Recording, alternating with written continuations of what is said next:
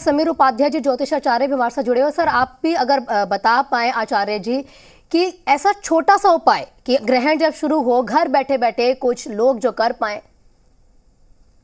सबसे आसान उपाय ग्रहण के दौरान जो होता है वो है मंत्रों का जाप। किसी भी मंत्र का जाप, गायत्री मंत्र का जाप, चाहे वो भगवान शंकर जी का महामृत्युंजय मंत्र का जाप है, आपके जो भी इष्ट हैं, जिनको आप पसंद करते हैं, जिनमें आपकी आस्था है, उनको स्मरण करना, उनके मंत्र को स्मरण जाप करना सबसे बेहतर माना जाता है।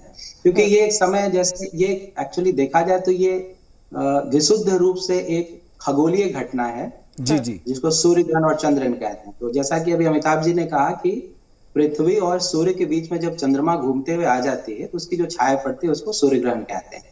तो ऐसी स्थिति में ज्योतिष शास्त्र में इसका महत्व इसलिए बढ़ जाता है क्योंकि हमारे यहाँ जो 9 ग्रहों का कॉन्सेप्ट, उसमें सूर्य और चंद्रमा को बहुत ही अहम स्थान दिया गया। एक को मन का कारक माना गया है, एक को आत्मा का कारक माना। ऐसे भी सूर्य सभी ग्रहों के देवता कहें, पिता कहें। बिग बैंग थ्योरी बताती है कि सूर्य में टक्कर हुआ और 9 ग्रहों का निर्माण हुआ। अकॉर्डिंगली उस हिसाब से भी ये बहुत इंपॉर्टेंट है। और सूर्य ग्रहण चंद्र ग्रहण का इंपॉर्टेंस इसलिए बढ़ जाता है, खास करके इस सूर्य ग्रहण का, क्योंकि एक जानकारी दर्शकों को दें कि जब भी, ये पुरानी ऐतिहासिक तथ्य है कि जब भी 15 दिनों के अंदर 2 ग्रहण आता है तो उसके बाद जो हालात होते हैं, इन दोनों ग्रहणों का असर जो होता है, उसमें सबसे ज्यादा जो ध्यान देने वाली बात होती है उन राशि वालों की जिनके ऊपर ये ग्रहण आता है। जैसे तुला राशि पे आने वाला, स्वाति नक्षत्र में लगने वाला, उससे भी ज्यादा ये सार्वजनिक महत्व की चीजों को इम्पैक्ट डालता है, जिससे जनजीवन थोड़ा अस्त व्यस्त होता है। तो ऐसे में हम लोग मानते हैं कि कुछ प्राकृतिक घटनाएं, आपदा कहें उसको, और कुछ मानवकृत घटनाएं जिसमें मनुष्य के उल्टे सीधे कर्मों की वजह से दूसरों को परेशानी हो, ऐसी घटनाएं ज्यादा घटित होती है।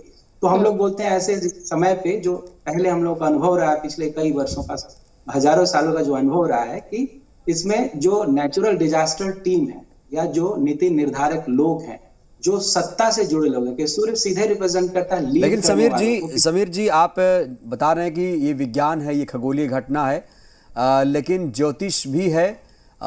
इसको 2 अलग अलग दृष्टि से, नजरिए से देखा जाए तो एक तरफ तो ज्योतिष विज्ञान भी है, एक तरफ खगोलीय घटना विज्ञान साइंस है। लेकिन साइंस ज्योतिष की तमाम बातों को खारिज करता है। क्या तालमेल, क्या रिलेशन है दोनों में? हाँ, देखिए यहाँ, देखिए एक तरह से मैं मेरी जो अपनी मान्यता है कि विज्ञान और ज्योतिष अगर मिलके काम करे तो समाज का, देश का ज्यादा कल्याण होगा। विज्ञान को सबसे पहले जानकारी किसने दी? कि चंद्रमा सूर्य की दूरी क्या है, ग्रहों की दूरी क्या, वेदों से मिला है। जी जी। तो वेदों में जितनी चीजें, वेद और पुराण में जो भी गणित है, उसका जो साइंटिफिक फैक्ट इन लोगों ने जांच के बाद पाया, उसको तो इन्होंने ग्रहण कर लिया।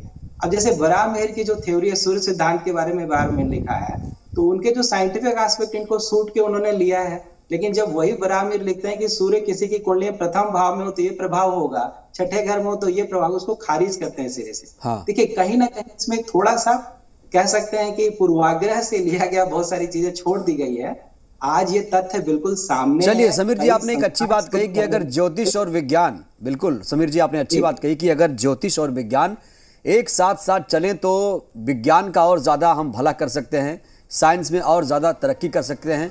और देखिए 21वीं सदी टेक्नोलॉजी का युग है और हम लगातार डिजिटल इंडिया की बात करते हैं, प्रौद्योगिकी के क्षेत्र में लगातार हम आगे बढ़ रहे हैं। हमारे साथ शशिकांत शास्त्री भी जुड़ चुके हैं।